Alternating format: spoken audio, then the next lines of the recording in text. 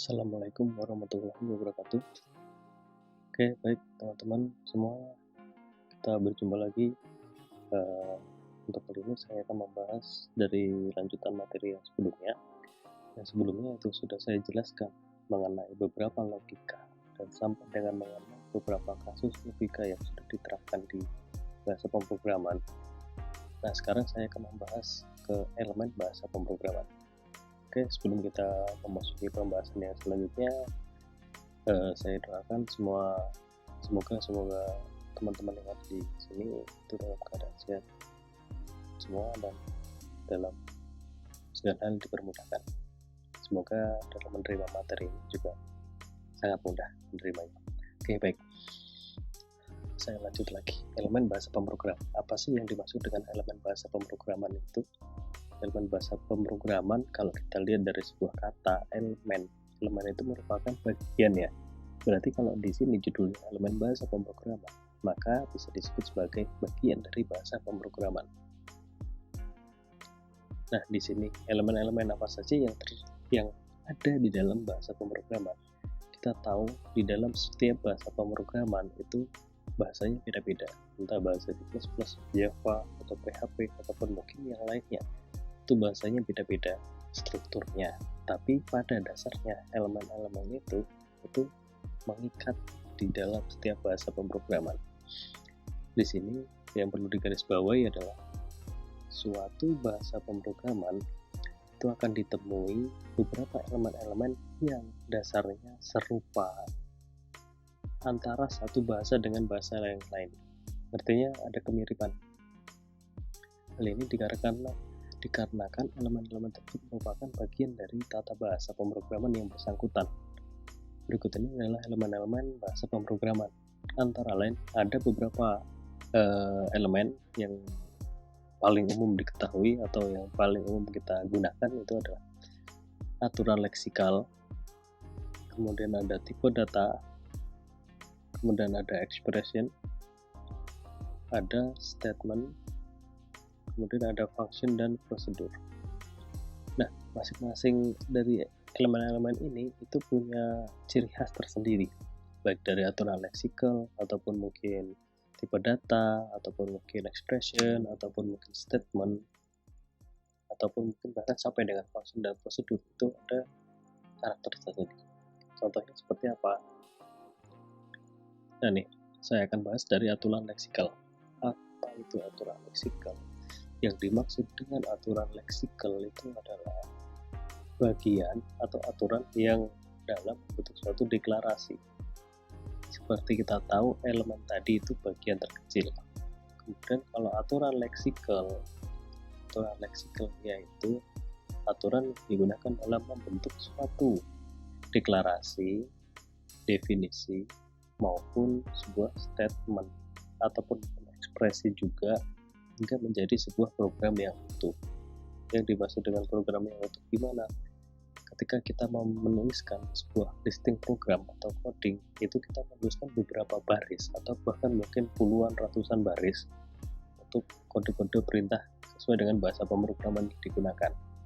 Nah, dari barisan-barisan itu ada banyak terdapat beberapa bagian, entah dari bagian intinya ataupun bagian awalan ataupun mungkin bagian akhir. Itu gampangannya seperti itu ya, gambaran bagian awal atau bagian inti dan segala macam itu ada macam-macam, entah ada deklarasi, ada definisi, ataupun mungkin di situ juga terdapat beberapa statement ataupun expression.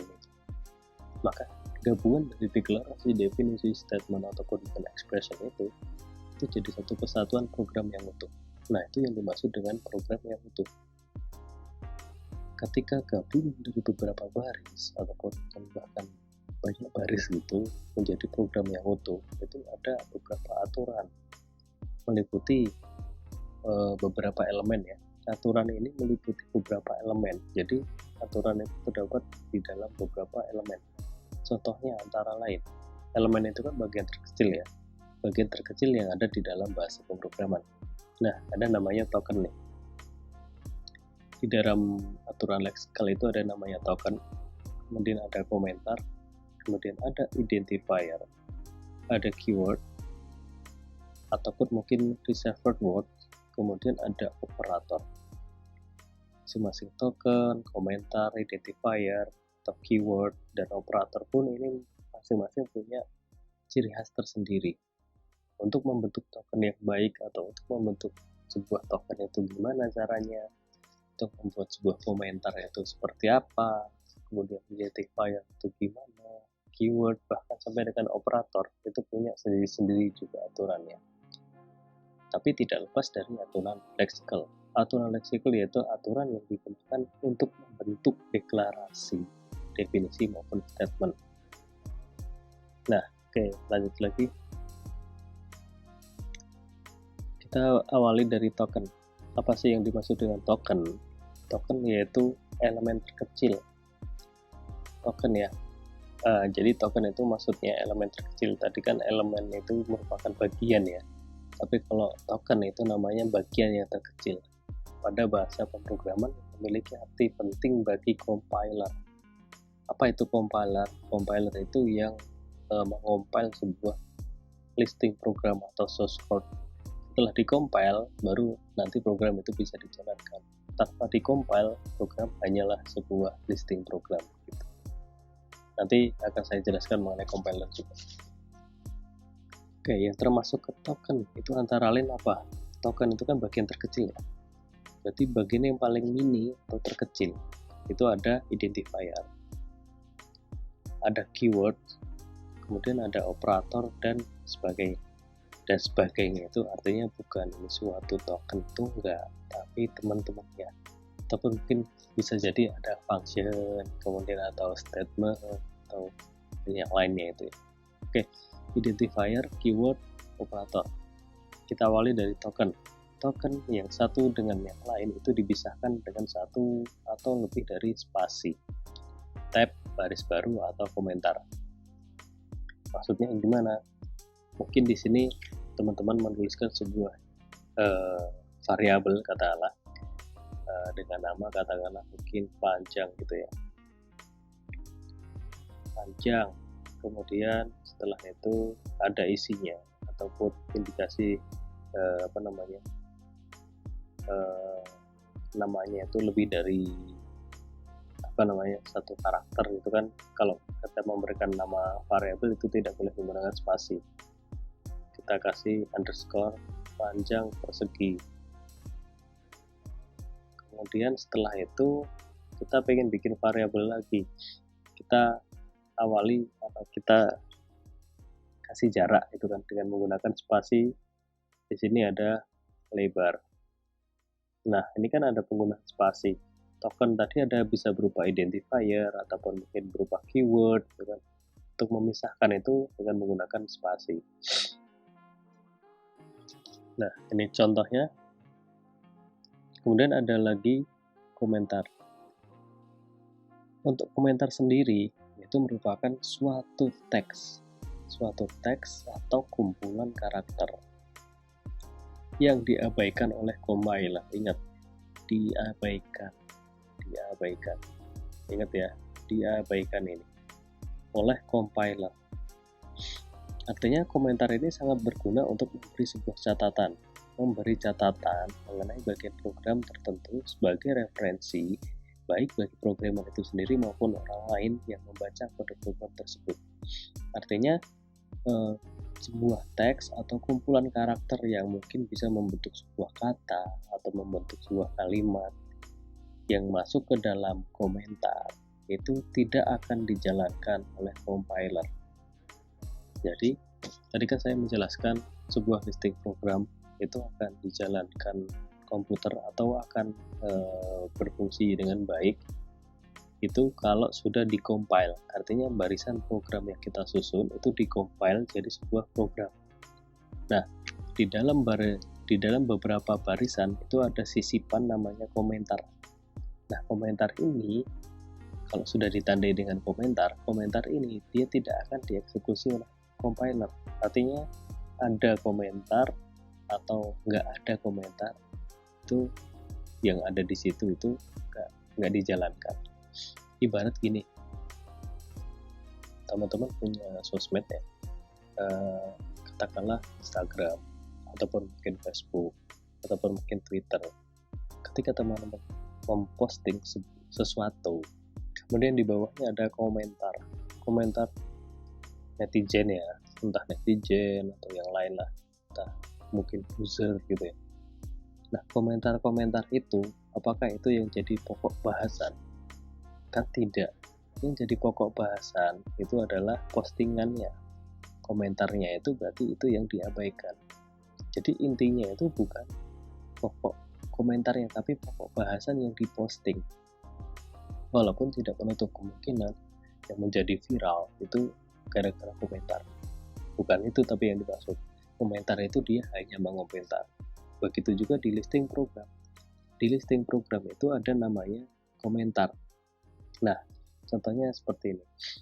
Untuk penggunaan komentar itu ada dua macam ya. Di dalam bahasa C++, ya, ingat.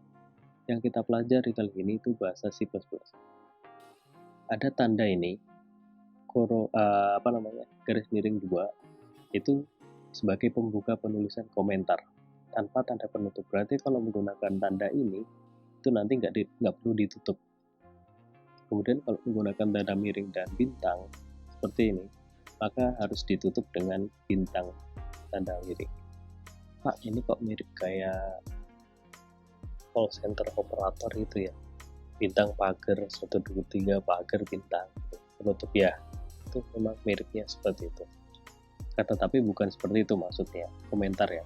Jadi misal nih, katakanlah gini, ini ada tanda gini deh, nih, baris terakhir yang membaca kode program tersebut.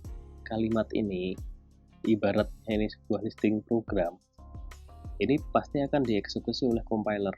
Jadi compiler itu akan mengeksekusi atau menjalankan perintah yang membaca kode program tersebut. Ibaratnya ini diibaratkan sebagai listing program. Kemudian di sini ditaruh ada tanda seperti ini, kemudian ada tulisan atau susunan karakter berfungsi untuk mencari output, katakanlah seperti itu ya. Nah, ini yang di belakang tanda garis miring 2 ini tidak dieksekusi. Yang dieksekusi mana? Yang dieksekusi yang di sini. Jadi ini ibaratnya kalau dalam permainan jadul gitu ya, ini kalau orang Jawa bilang biasanya berambang kosong, artinya ini nggak dianggap. Nah, ini fungsinya apa? Fungsinya ini hanya untuk sebagai referensi ataupun mungkin penanda. Ketika listing programnya ini dibaca oleh programmer lain atau dibaca oleh orang, artinya oh ini barisan mana sih yang untuk mencari bagian output, atau ini bagian yang mencari inputnya itu di sebelah mana. Nah, ini hanya untuk penanda aja gitu. Jadi seberapa panjang pun kalimat, kalau ada tanda seperti ini itu jadi sebuah komentar. Kalau misal nih tanda garis miring 2-nya itu dipindah depan paling kiri sebelum listing program, gimana? Katakanlah ditulis di sini. Nah, maka listing program baris terakhir ini akan berubah menjadi komentar. Apa? Karena ada tanda garis miring 2. Kemudian resikonya apa? Resikonya yang baris terakhir ini kalau diawali dengan tanda garis miring 2 kayak gini, itu tidak akan dieksekusi oleh compiler. Artinya ini menjadi berambang kosong tadi. Gitu. Jadi ada dua aturan. Boleh menggunakan garis miring 2 kayak gini, atau mungkin dengan tanda garis miring bintang, kemudian di sini tadi apa? Berfungsi gitu ya. Berfungsi untuk mencari output. Nah, kalau yang menggunakan cara bintang garis miring bintang, maka harus ditutup bintang garis miring seperti itu. Ini komentar. Jadi komentar itu hanya untuk menandai atau istilahnya mengasih tanda bahwa ini barisan tersebut untuk ngapain, biasanya kayak gitu. Oke, next, kemudian selain komentar ada lagi identifier. Kalau nggak salah, kemarin saya sudah memberikan soal tugas juga mengenai identifier. sebutkan variabel ataupun mungkin identifier, jadi terserah ya. Di sini akan saya lebih jelaskan lagi. Identifier di sini itu merupakan kumpulan karakter yang digunakan sebagai penanda. Pak, tadi itu penanda kan menggunakan komentar, tapi yang dimaksud identifier itu bukan komentar. Oke, memang benar, komentar itu dia untuk memberikan suatu tanda terhadap baris tersebut, tapi penanda yang dimaksud identifier itu bukan komentar. Penanda untuk apa? Penanda untuk nama variabel, nama tipe data, fungsi, ataupun mungkin prosedur. Aturan penulisan identifier pada bahasa Pascal dan bahasa C, ini bahasa pemrograman Pascal dan bahasa C, itu dapat dikatakan serupa, yaitu suatu identifier harus diawali oleh karakter non-angka. Jadi ini yang perlu digarisbawahi, karakter non-angka. Nah, kemarin saya singgung untuk pemberian nama variabel. Nah, variabel itu juga merupakan identifier. Kenapa? Karena ada nama penandanya. Jadi yang dimaksud identifier itu bukan hanya variabel, bisa juga tipe data, ataupun nama fungsi, atau nama prosedur. Nah, ini untuk membuat sebuah identifier, katakanlah kita bikin nama variabel deh, yang sering kita jumpai, kita bikin nama variabel. Itu tidak boleh menggunakan non-angka ini. Contoh yang bisa digunakan gimana? Spasi itu harus menggunakan underscores, mau huruf kecil semua atau huruf besar itu bebas. Kemudian selanjutnya boleh menggunakan karakter. Jadi harus huruf terlebih dahulu, baru disambung dengan karakter angka, itu baru boleh. Maupun karakter non-angka. Namun tidak boleh menggunakan karakter khusus atau karakter spesial seperti ini, itu nggak boleh. Artinya apa? Kenapa? Tadi ada bintang garis miring, itu kan karakter untuk komentar. Kemudian ada tanda seru, ada kurung kerawal, kurung siku, itu sudah punya arti tersendiri. Artinya kita nggak boleh menggunakan karakter ini. Misal katakanlah nama variabelnya dikasih nama panjang, tapi panjang sekali gitu ya, panjang underscore sekali gitu. Kemudian nama variabelnya dikasih nama Andi atau kalau Andi terlalu ini katakanlah mungkin Dino atau dinosaurus maksudnya gitu ya. Dinosaurus 9 gitu. Nah, ini boleh. Artinya nama huruf dulu baru disambung dengan karakter angka, boleh, ataupun mungkin bisa dengan underscore, itu boleh. Karena identifier ini lebih ke pemberian nama. Bisa jadi itu variabel, tipe data, atau fungsi, ataupun mungkin yang lainnya. Dan perlu diingat, ini sifatnya case sensitif. Case sensitif itu huruf besar atau huruf kecil itu dibedakan, bukan bersifat sama ya. Jadi ketika dipanggil atau penggunaannya nanti itu menggunakan besar huruf kecil, itu sangat-sangat diperhatikan gitu. Oke, kemudian next. Nah, di sini untuk identifier lagi, ini saya berikan contoh. Berikut ini adalah contoh-contoh identifier yang benar maupun salah. Ini benar karena tidak menggunakan spasi tapi diganti dengan underscore. Ini benar. Oke, kemudian nomor huruf besar, huruf kecil dikasih underscore. Telepon, ini juga benar. Bilangan 2, ini tidak diawali dengan karakter, diawali dengan huruf, walaupun di belakangnya itu ada karakter angka. Ini boleh. Yang di sini 4 data. Nah, ini yang bikin salah. Ini salah. Kenapa? Karena diawali oleh karakter angka. Ini 4. Ini harus nggak boleh. Nah, kalau data 4 itu boleh nggak? Kalau data kemudian disambung dengan angka 4 itu boleh. Kemudian yang terakhir ini salah juga. Kenapa? Ada karakter tanda tanya. Karakter tanda tanya itu merupakan karakter khusus atau spesial. Jadi nggak boleh dipakai untuk identifier. Apa yang dimaksud identifier? Bisa variabel, bisa fungsi, prosedur, ataupun yang lain. Identifier pada bahasa Pascal itu bersifat case insensitive, artinya kebalikannya case sensitive. Huruf besar dan huruf kecil itu dianggap sama. Sedangkan bahasa C atau C++ ataupun bahasa pemrograman yang lain itu sifatnya case sensitive. Case sensitive ini huruf besar dan huruf kecil dibedakan. Sebagai contoh, di sini identifier.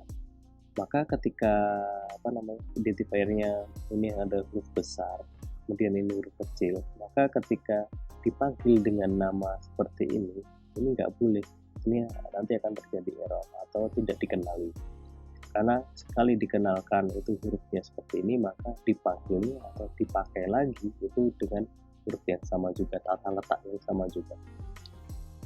Pada bahasa Pascal itu nggak apa-apa, boleh. Tapi di bahasa C itu dianggap sebagai dua identifier yang berbeda.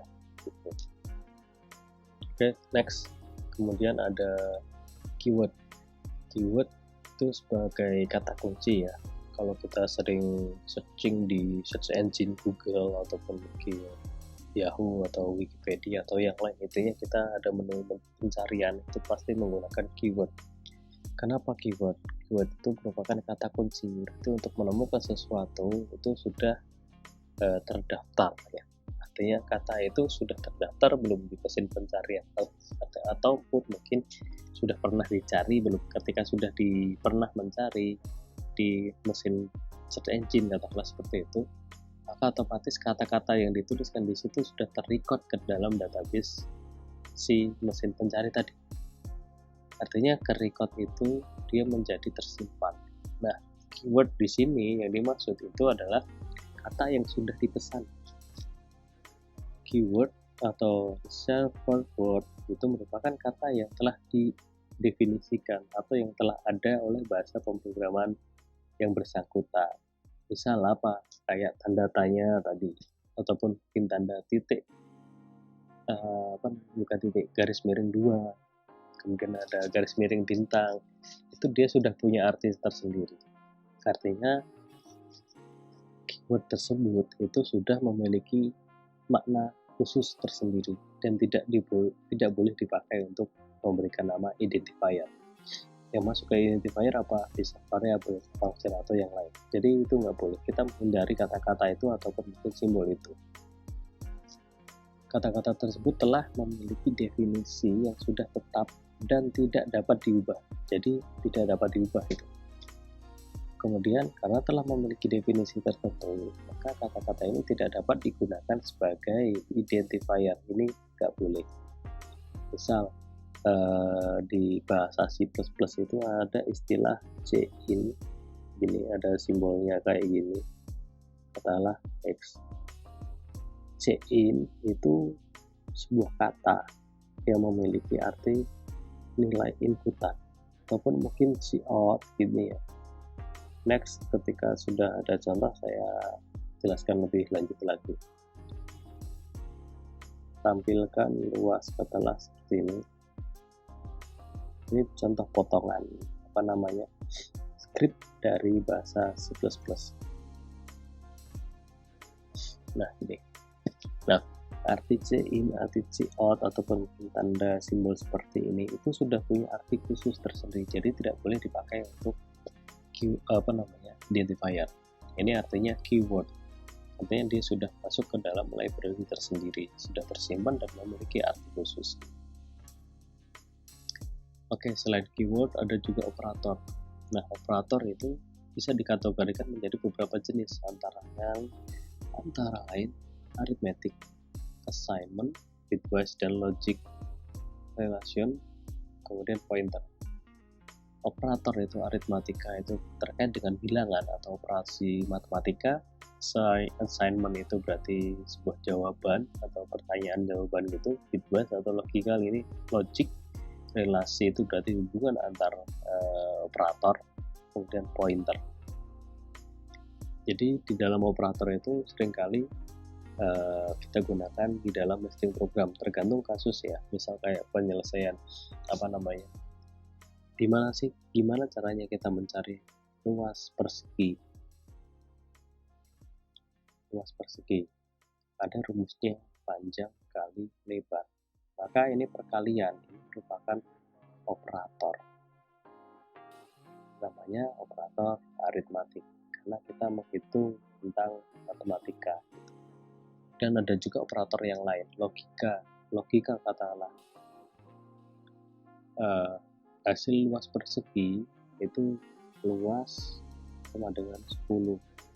Jawaban A itu nilainya 5, jawaban B itu nilainya 10. Maka di sini logikanya dia memilih jawaban ini benar, ini salah. Nah, ini logika gitu. Jadi operator itu ada banyak banget yang sering kita pakai atau yang sering muncul di setiap kasus. Itu bisa jadi aritmatik, entah assignment ataupun mungkin logika. Kemudian ini masih sama yang tadi, ternyata kedouble. Nah, kita masuk ke bahasa C++. Sejarahnya itu awalnya itu seperti apa sih, kok bisa ada bahasa C++? Pertama kali itu menggunakan bahasa mesin yang seperti yang sudah saya singgung sebelumnya, yaitu ada 0 dan 1. Maaf, kembali 1 dan 0 sama aja ini.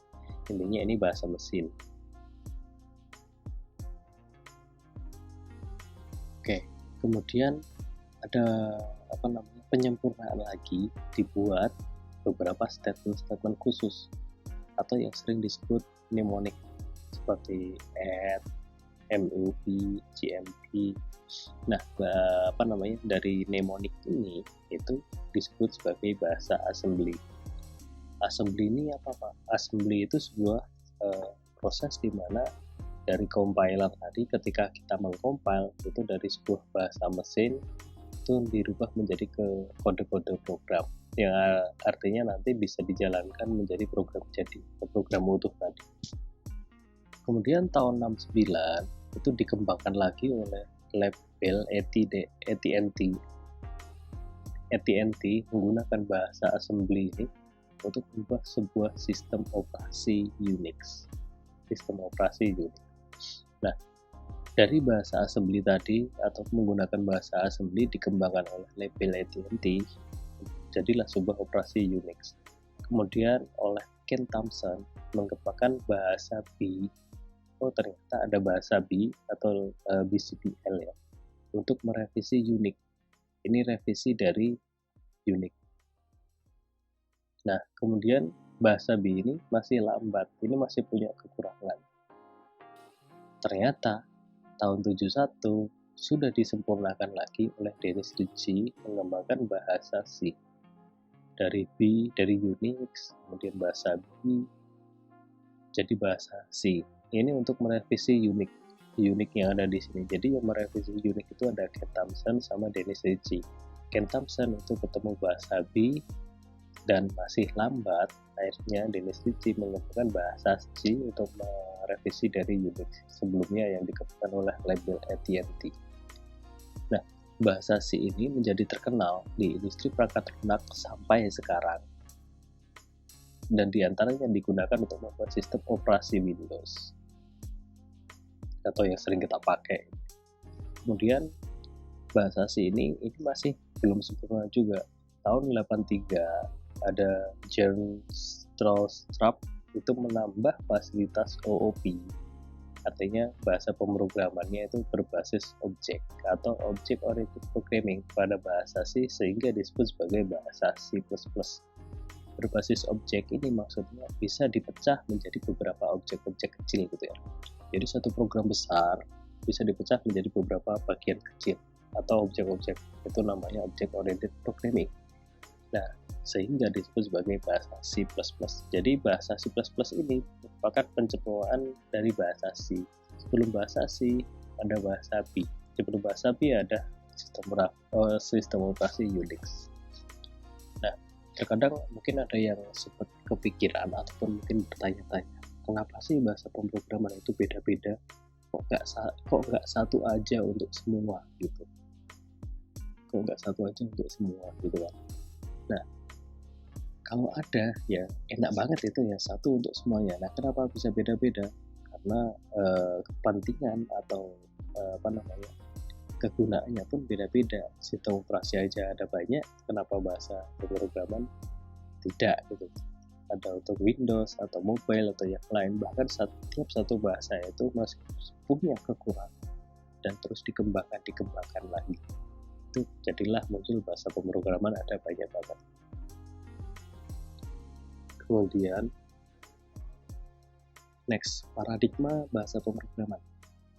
Setiap programmer itu punya paradigma masing-masing, atau yang sering disebut sebagai cara pandang pendekatan seorang programmer dalam menyelesaikan sebuah masalah. Oh, kalau begitu berarti ini memformulasikan sebuah algoritma. Nah, inilah sebabnya kenapa setiap orang antara satu dengan orang lain itu algoritmanya bisa berbeda-beda. Karena paradigma seorang programmer dalam menyelesaikan masalah itu beda-beda juga. Nah, di dalam bahasa pemrograman itu ada beberapa paradigma. Pemrograman prosedural atau sesuai dengan prosedur, kemudian fungsional, berdasarkan fungsionalnya, kemudian terstruktur, ini secara berurutan atau sudah tertata sesuai dengan algoritmanya. Kemudian modular, itu dipecah menjadi beberapa modul atau objek tadi, ini sama ya, berorientasi objek atau modul itu sama, berorientasi fungsi juga dan deklaratif. Jadi masing-masing ini paradigma dari seorang programmer. Per prosedural atau per function atau terstrukturnya ataupun mungkin modular dan objek. Ini merupakan paradigma dari programmer. Kemudian kompilasi dan eksekusi. Ini yang bagian penting. Nah, ketika teman-teman jadi seorang programmer, kemudian menuliskan listing program, itu awalnya dari sebuah kode program atau source code. Source code ini ada namanya penggunaan preprocessor. Preprocessor ini bentuknya gimana? Ada menggunakan tanda pagar ini ya. Ada include, define, dan ifdef. Ini kalau di bahasa C++ ataupun mungkin teman-teman sudah iseng mencari listing source code dari bahasa C++ pasti menemukan hal seperti ini. Dari preprocessor tadi ada namanya compiler nih, yang saya bilang tadi. Program sudah menggunakan preprocessor untuk bisa jadi sebuah file exe, posisinya ada di bawah ini, terus melalui proses compiler. Compiler ini artinya ibaratnya sebagai penerjemah ke apa? Ke bahasa mesin gitu ya tentunya. Kode program itu kita bikin kode sesuai dengan bahasa pemrograman, tentunya dengan bahasa kita. Maksudnya bahasa kita itu yang kita pahami. Kemudian oleh compiler ini diterjemahkan menjadi beberapa kode assembly tadi yang dari bahasa mesin, kemudian kode assembly jadi sistem operasi Unix tadi ya. Kode assembly ini ada yang menerima itu namanya assembler. Nah, dari assembler ini dilanjutkan lagi oleh link editor. Link editor ini berfungsi sebagai apa? Kombinasi sebuah kode objek tadi dari kode assembly diterima oleh kode assembler. Itu memerlukan library yang lain tidak? Ada perlu tambahan enggak? Misal nih ketika mungkin teman-teman memasak nasi goreng udah mau jadi itu, kira-kira itu perlu garam lagi atau perlu kecap atau perlu sambal enggak? Itu perlu, tambahinlah library sambal karena itu kalau makanan ya, tapi kalau ini untuk bahasa pemrograman berbeda. Nah, setelah dari link editor, ketika ada memerlukan library lain, baru setelah itu diubah ke file exe. Nah, ini file siap install di komputer teman-teman semua. Nah, itu jadi prosesnya itu kayak gini. Jadi nggak instan setelah ini kode program dituliskan langsung jadi bisa diinstal, itu enggak. Masing-masing prosesnya seperti itu. Yang bisa kita lihat gimana? Yang bisa kita lihat, yang bisa kita rasakan gimana susahnya cara ngoding dan segala macam, yaitu proses kode program, kemudian penggunaan preprocessor sampai dengan compilernya. Untuk jadi kode assembly diterima oleh assembler sampai link editor dan file exe sampai link editor, ini kita nggak tahu prosesnya seperti apa. Ini proses dari sebuah compiler. Dan kalau jadi file exe, kita bisa melihat kenyataan. Artinya kenyataannya itu bisa jadi sebuah file berekstensi .exe yang siap diinstal di komputer. Nah, preprocessor ini apa maksudnya? Nah, ini preprocessor itu library yang digunakan. Artinya ada library itu kan dia menyimpan beberapa keyword. Artinya keyword-keyword apa saja yang kita butuhkan untuk menjalankan sebuah perintah gitu. Kemudian compiler ini menerjemahkan ke dalam bahasa assembly. Jadi dia penerjemah. Ibaratnya mungkin di sini kita menggunakan bahasa Indonesia, kemudian mau ngobrol dengan orang Arab, itu penerjemah. Nah, itu. Kemudian assembler. Assembler ini merupakan penerima keluaran dari compiler C++ dan akan membuat sebuah kode objek. Artinya dari kode assembly ini diterima. Nah, kalau udah ada namanya link editor. Link editor itu mengkombinasikan kode objek dan library yang lain yang diperlukan untuk merubah menjadi file exe. Gitu. Jadi ini proses tahapan ketika teman-teman ngoding sampai membuat sebuah program jadi. Oke, mungkin sampai di sini teman-teman bisa semakin paham gimana sih kita memproses sebuah program, gimana kita membuat sebuah program hingga bisa digunakan. Tentunya dari konversi dari algoritma ya. Algoritma diubah ke bentuk flowchart, diubah ke bentuk source code dan segala macam.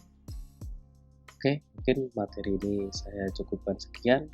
Semoga teman-teman sudah memahami dan makin